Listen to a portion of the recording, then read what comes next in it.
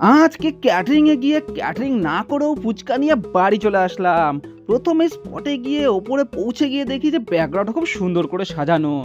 তাই কয়েকটা ছবি তুলে নিয়ে সোজা পৌঁছে গেলাম আমাদের খাওয়া-দাওয়ার জায়গায়, যেখানে আজকে আমরা খাওয়াবো। কিন্তু সেখানে সবকিছু আগে থেকেই রেডি ছিল। তারপর সঙ্গে ১ কাপ কফি হাতে নিয়ে ট্রাই করে দেখলাম কফিটা খুব কড়া হয়েছে। তাই সেটা আর আগে খাওয়া যাবে না। ট্রাই করতে হবে অন্য কিছু। তাই সোজা চলে গেলাম মকটেল কাউন্টারে, যেখানে দাদা আজকে মজিটো রেডি করছিল। তাই ১ গ্লাস মজিটো হাতে নিয়ে ট্রাই করার পরে বুঝতে পারলাম সত্যি মজিটোটা খুব অসাধারণ ছিল। তারপরেই সেটা শেষ করার পরে পৌঁছে গেলাম ফুচকা কাউন্টারে।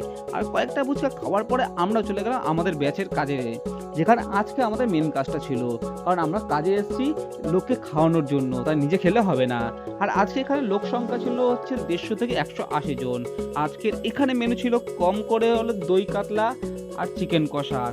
কিন্তু শেষ পর্যন্ত আমরা ১৮০ জনের জায়গায় ১১০ থেকে ১২০ জনই খাইয়েছিলাম। যাই হোক, লাস্ট ব্যাচ খাওয়ানোর পরে আমরা হাতে করে ফুচকার পার্সেল নিয়ে বাড়ি চলে আসলাম।